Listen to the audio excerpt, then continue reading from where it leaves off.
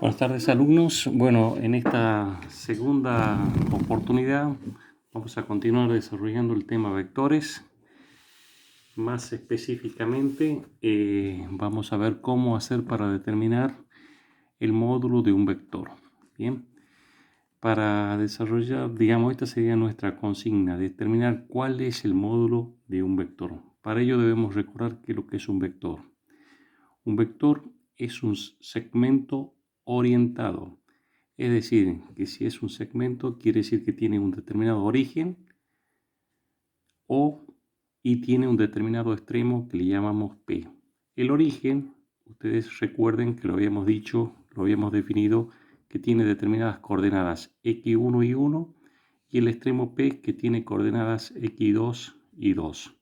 Entonces, si de pronto yo tengo un sistema de ejes cartesianos x e y, para poder representar gráficamente ese vector, simplemente lo que debo hacer es volcar dónde se encuentra el punto O y dónde se encuentra el punto P. Paso siguiente, simplemente unimos O con P y obtenemos allí el segmento, que en este caso representaría el vector. Bien, nosotros dijimos que un vector tiene determinados parámetros que son la dirección. La dirección tenía que ver con la inclinación que tiene ese segmento, ¿sí? Que lo podemos ver a través de este ángulo phi, ¿sí? Si este ángulo phi varía, quiere decir que la dirección de ese vector también varía. El sentido, que es otro parámetro de un vector, me lo definía la flecha. Entonces siempre la flecha va colocada en el extremo del vector, o sea P. Bien. Y el tercer parámetro que define un vector tiene que ver con nuestra consigna, que es el módulo de un vector. El módulo de un vector básicamente es la distancia que existe desde O hasta P. Entonces, nuestra consigna es determinar cuánto vale esa distancia de O a P. Bien, para poder, digamos, desarrollar específicamente este tema, vamos a recordar, digamos, cómo hacíamos entonces para representar gráficamente un vector. Entonces vamos a ir directamente a un ejemplo. Vamos a decir que el origen de ese vector tiene componentes, dijimos, x1 y 1, que para nuestro caso el ejemplo es 1, 2. Entonces, ¿qué significa 1, 2? Me debo mover un lugar según el eje de las x y subir dos lugares según el eje de las y, y allí vamos a tener representado el origen de ese vector. El extremo del vector P, el extremo del vector, ¿sí?, que es componente x2 y 2, en nuestro caso decimos que es 4, 5, es decir, me voy a mover 4 lugares según el eje de las x, ¿sí?, y luego voy a subir 5 lugares según el eje de las y vamos a tener allí el extremo de ese vector. Como dijimos, simplemente uniendo O con P podemos obtener la representación gráfica de un vector a partir de sus puntos de coordenadas. Bien, vamos a recordar también que lo que vimos en la clase pasada, que un vector podía ser representado no tan solo desde el punto de vista gráfico, sino también a través de una representación analítica. Para la representación analítica de un vector debemos utilizar esta expresión que se encuentra acá, entre paréntesis, que dice es x2 menos x1, ¿sí?, coma, y 2 menos y1. x2 menos x1 habíamos dicho que le vamos a llamar a sub x, ¿sí?, y 2 menos y1 dijimos que le vamos a llamar a sub y. A sub x y a sub y son las componentes del vector A. A sub x es la componente del vector A según el eje de las x, y este sería el A sub y, sería la componente del vector A según el eje de las y. Recordemos bien que lo vimos en la clase anterior, x2 menos x1, ¿sí?, decimos acá que es igual a la componente del vector A según el eje de las x, y estaría representada a través de este segmento, ¿sí? Es la distancia que hay desde O hasta P, pero medida en forma horizontal. Y A sub I es la distancia que hay desde O hasta P, pero medida en forma vertical. Entonces, todo vector A tiene dos componentes. Una según el eje horizontal, que es A sub X, y otra según el eje vertical, que es A sub Y. Bueno, para determinar para determinar el módulo de un vector, vamos a ver que acá tenemos formada un triángulo, que sería un triángulo rectángulo, que para clarificarlo lo vamos a representar acá hacia un costado, donde decimos que este es un triángulo rectángulo, donde el mayor de los lados, que en este caso sería C, es lo que se conoce como hipotenusa. Y los otros lados que son de menor longitud son lo que se conoce como cateto. Ustedes vieron ya en cursos anteriores que existe un teorema que es muy conocido, que es el teorema de Pitágoras.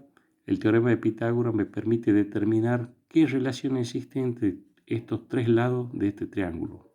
Y ese teorema me decía que el lado, o sea, la hipotenusa, que sería el mayor de todos los lados, al cuadrado, C cuadrado va a ser igual a al cuadrado más B al cuadrado. ¿Sí?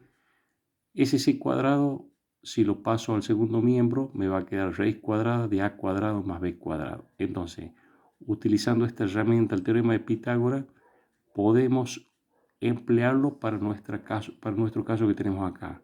Es decir, que si yo de pronto conozco cuánto vale el A sub X, ¿sí? Y el A sub Y, puedo encontrar cuánto va a valer esta distancia que hay de O a P. Entonces directamente vamos a ir a aplicar el teorema de Pitágoras para nuestro caso. El módulo de un vector nosotros lo vamos a representar, ¿sí? Vamos a colocar el vector A y entre dos líneas paralelas hacia un costado, eso me va a significar que yo estoy calculando el módulo de ese vector. Entonces, por teorema de Pitágoras, por lo que vimos, va a ser la raíz cuadrada de ¿quién? De este lado del triángulo, que es A sub X al cuadrado, más este otro lado del triángulo, que es A sub Y al cuadrado. ¿Sí? Entonces, determinar el módulo de un vector significa, el módulo de un vector va a significar calcular la raíz cuadrada de A sub X al cuadrado más A sub Y al cuadrado. Recordemos que lo podemos escribir de esta forma o si no de esta otra forma, porque A sub X, ¿qué es lo que era A sub X? Es X2 menos X1. Y A sub Y, ¿qué sería? Es Y2 menos Y1. Entonces, esta expresión que está acá en recuadro me va a permitir encontrar el módulo de un vector. Para ello, voy a utilizar la primera parte de la expresión si es que yo conozco las componentes del vector. Ahora, si no conozco las componentes del vector, sino lo que tengo es O y P, es decir, X1 y 1 y X2 y 2, voy a utilizar esta parte. Bien, entonces vamos a ir directamente a un ejemplo. Supongamos que el ejemplo A me pidan determinar el módulo del vector A dado arriba, es decir, el ejemplo que partimos inicialmente. Si ustedes observan el ejemplo, ¿qué es lo que me estaban dando? Me estaban dando el O y el P, es decir, me están dando el X1 y 1 y me están dando el X2 y 2. Entonces, cuando vaya a utilizar la fórmula, voy a utilizar esta expresión que está esta parte de acá. Bien, entonces, el módulo de un vector, recuerden, se colocan dos líneas paralelas hacia ambos lados, significa que estoy calculando el módulo del vector, va a ser la raíz cuadrada de X2 menos X1 al cuadrado más Y2 menos Y1 al cuadrado. Reemplazo los datos, el X2 vale 4, el X1 vale 1, el Y2 vale 5 y el Y1 vale 2. Entonces, resolviendo esta expresión, me queda 4 menos 1, me queda 3 al cuadrado, 5 menos 2, me queda 3 al cuadrado. Entonces me va a quedar 3 al cuadrado más 3 al cuadrado es la raíz cuadrada de 18.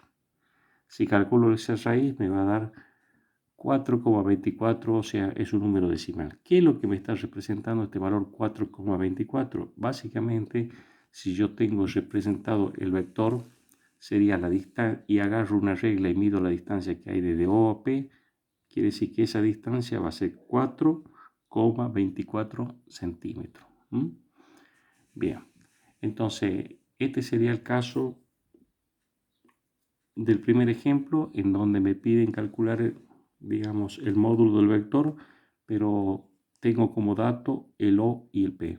Pero también se puede dar un caso B, en donde a mí no me estén dando, digamos, no me estén dando digamos, el O y el P, sino me den las componentes del vector.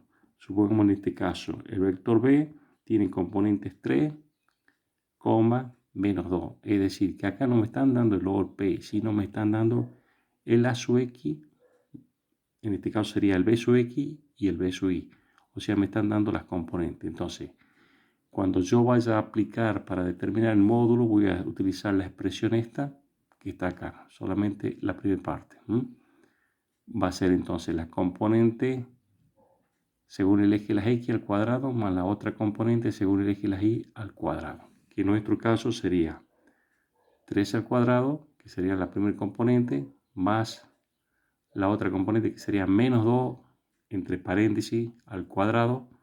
Resolviendo eso me va a quedar 3 al cuadrado, 9, menos 2 al cuadrado, 4, 9 más 4, 13. La raíz cuadrada de 13 es 3,6. Es decir, que si de pronto yo este vector lo tengo representado gráficamente y mido la distancia que existe de O a P, acuérdense que en la clase pasada hemos visto que si el vector lo represento a partir de las componentes del vector, el origen de ese vector siempre va a estar en el centro del sistema del eje X, Y.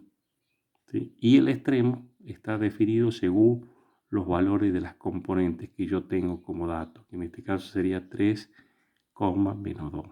Bien, entonces de esta forma, simplemente utilizando esta expresión que tenemos acá en recuadro, podemos ver, digamos, las alternativas para encontrar cuál es el módulo de un vector. Entonces, el módulo de un vector, lo que nos tiene que quedar presente básicamente es la distancia que existe desde O hasta P.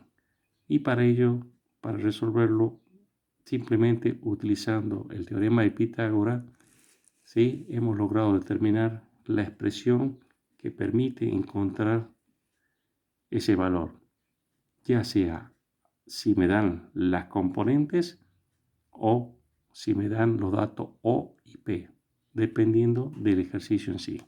Muchas gracias.